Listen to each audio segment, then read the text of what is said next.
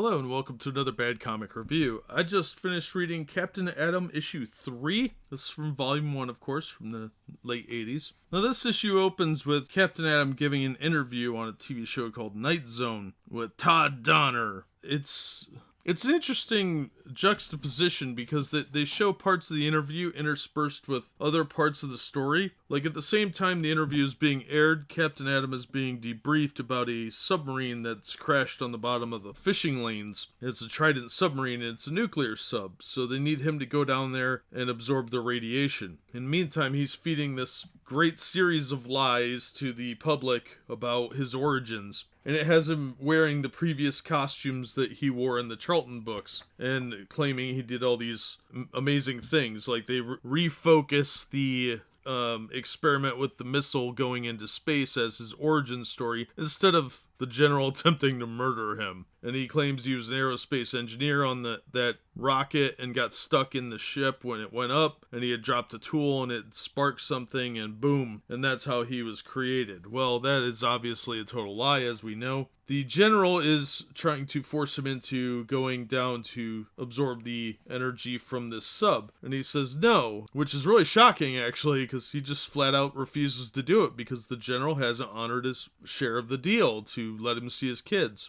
And the others don't seem to know what's going on, and one of the admirals, like Captain Atom gets up and leaves, one of the admirals says, if you're denying him the right to see his children, then you're going to answer to the Joint Chiefs. So, solve the problem. You said you had this under control. The general's actually a little caught off guard by this, and he should be. Captain Atom, his friend Gaz, figures out where Peggy is. She's flying into Dulles, so Captain Atom flies out there and tries to talk to her in civilian clothes. She doesn't recognize him, and she's kind of a bitch, and then she calls him kind of cute. And the word sick comes up like 4 or 5 times after that, as he realizes that his kids are almost his age. He's only 28. His daughter's 26, or his son is 26 and she's 23. So they're actually not that much apart in age. And he's been gone for 18 years, so she didn't recognize him. In a fit of desperation, he flies down to the sub and quickly absorbs all the energy from the radiation using his quantum powers, which is exactly what the doctor told him not to do. Dr. Magala was very explicitly clear, we don't know your limits, take it slow,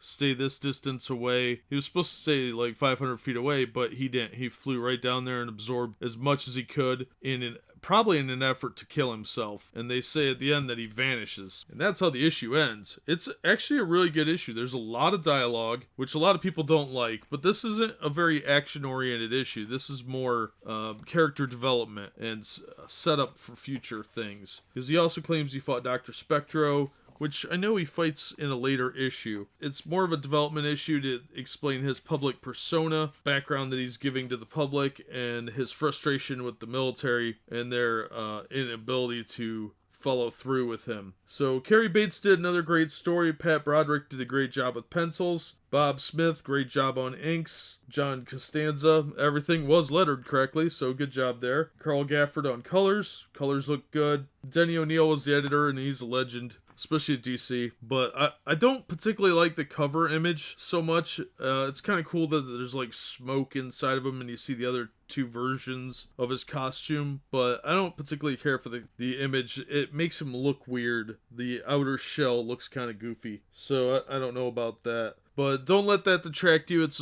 actually a really good issue, and if you get a chance to pick it up, I recommend it. I'm going to look at issue 4 next, so hopefully I'll get that one posted later today. As always, thanks for listening, and we hope to see you on the next one.